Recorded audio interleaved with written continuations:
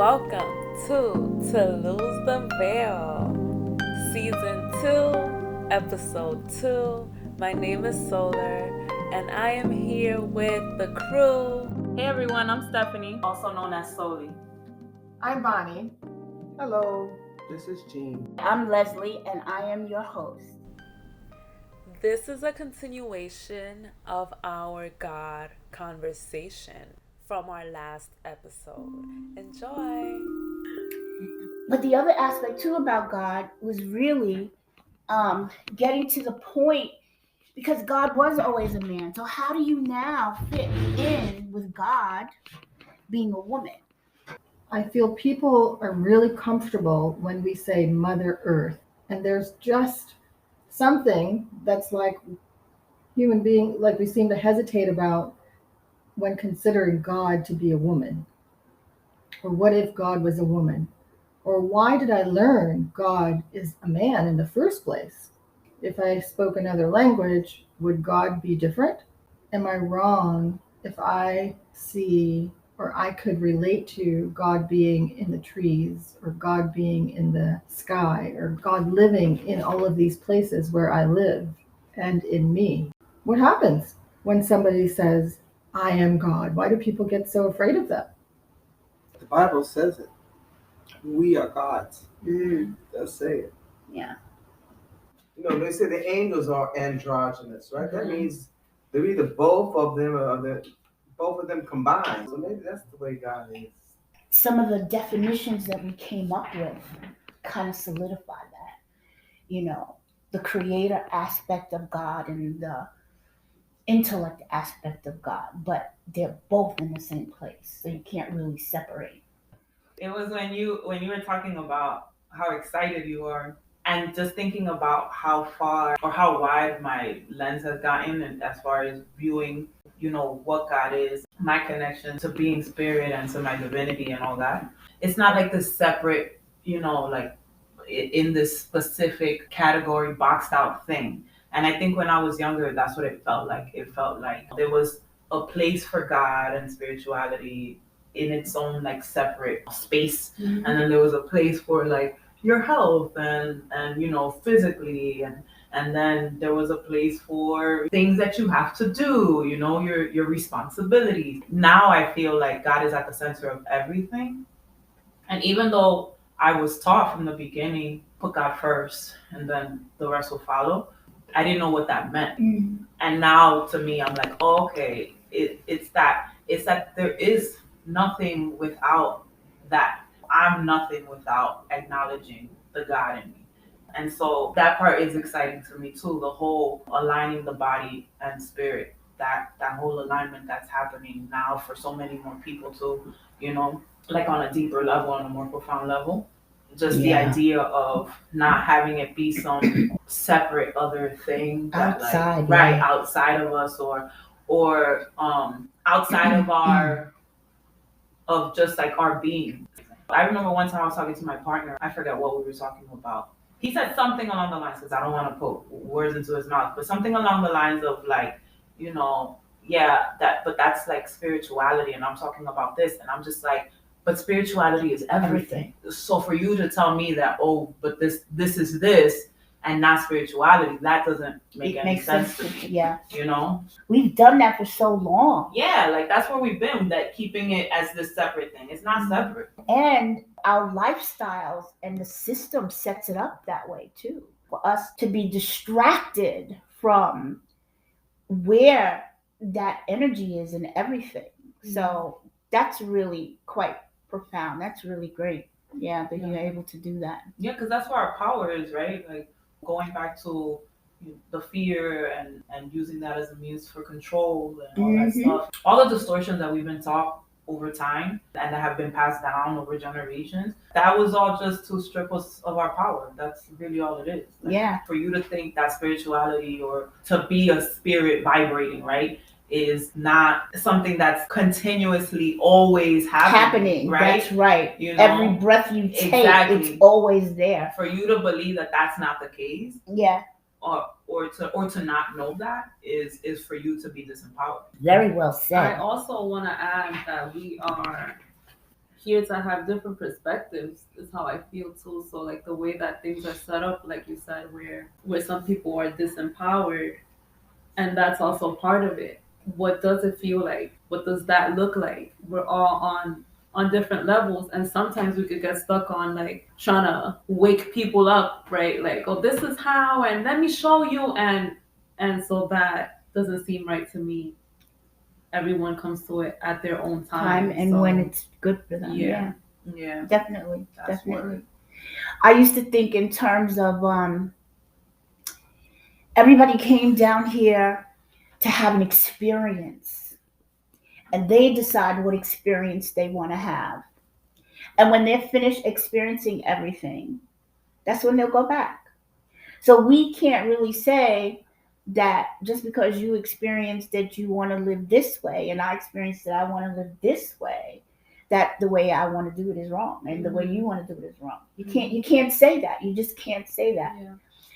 Now that's easier said than done, because we still have all of the conditioning, that we've been living in, that makes you say or look at people differently because they live this way, or because they act that way, or because this is their gender, and that's so there's still remnants of all But that. you have to be taught that, because I don't think when you first come here, you're making a distinction, because my grandfather was very dark in complexion.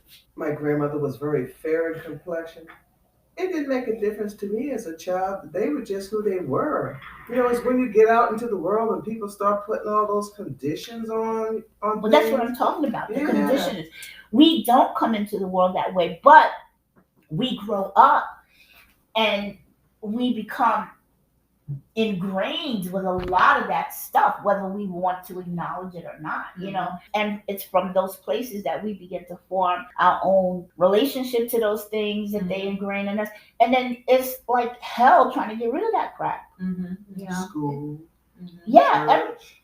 Definitely school and church. Absolutely. And from my understanding, this experience of coming into Earth at this time is to experience the duality of it all, right? Like the highs and the lows, the good and the bad, the polar opposites and everything in between. And so I feel like something that's tied to, I think, especially religion, some religions more than others. I can only speak on the religion I grew up with, but judgment is tied to it, right? Like the heaven and the hell, and being judged and going to either, or like being fated for either or.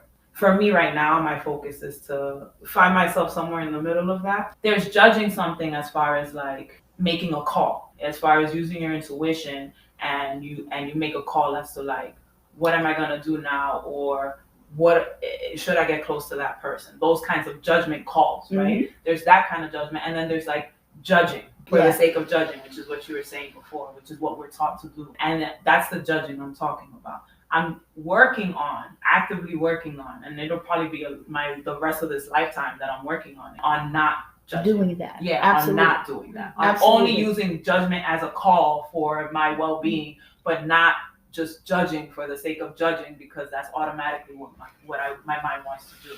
Yes, yeah, but you could even say that when you make those calls are coming more from intuition as opposed to judgment. Exactly. So they're not necessarily judgments. Right. But what we tend to do as humans is judge everything.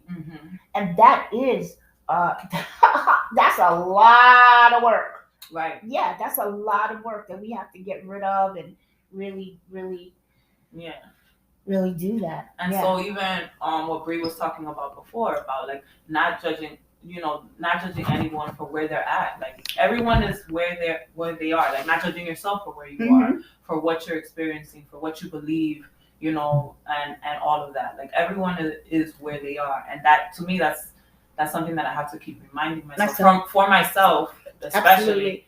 But also for others, because like for people that you care about, especially you want them to know what you know. Yeah. What even if I haven't fully embodied it yet, I want them to start embodying it with me too. Like let's do this together. I'm with you on that one. Tap in. Right, Jean? I'm with you on that one. Let's tap in together.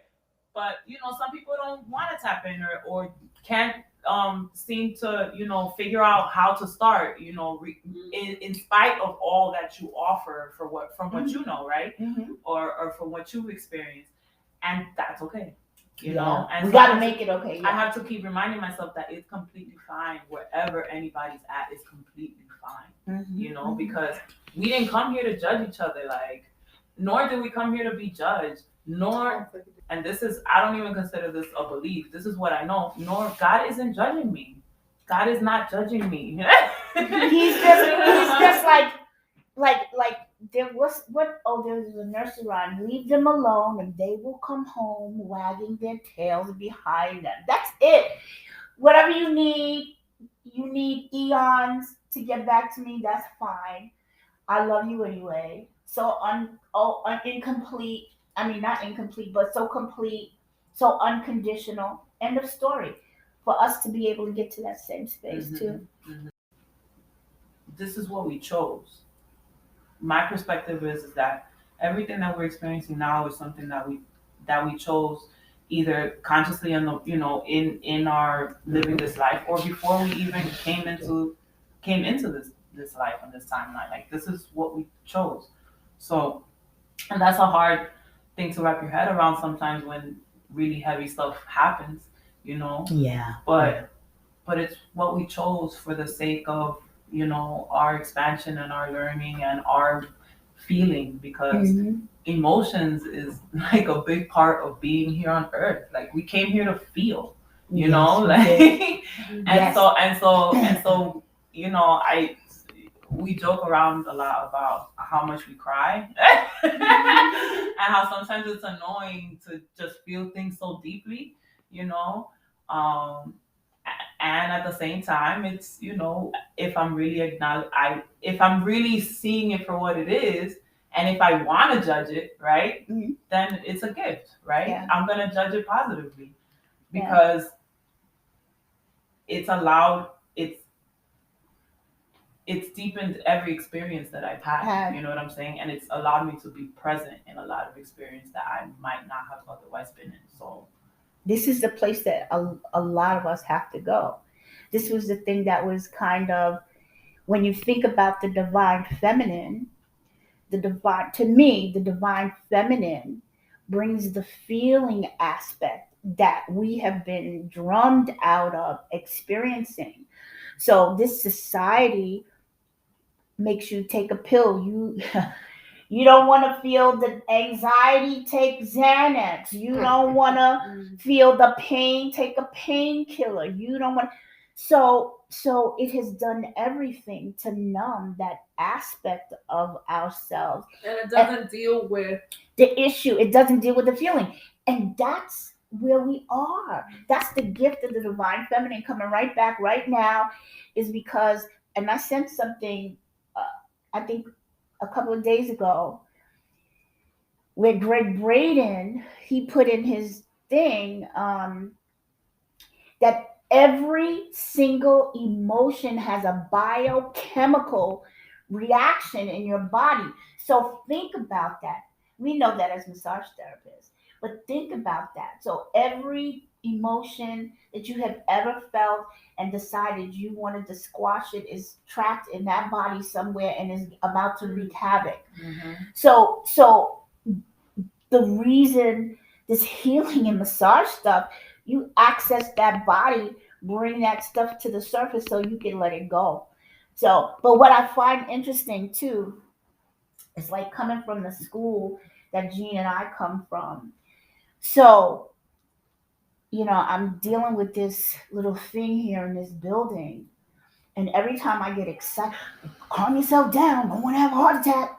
Calm yourself down. You don't want to have high blood pressure. And this is like squashing. This is the mentality of generations of people. Don't feel angry. Don't express yourself. It's so it's scary because I'm half in both of those worlds. That's number one in terms of my age. So, and yet at the same time, it's also freeing to be able to express what needs to be expressed. You know, I caught myself the other day.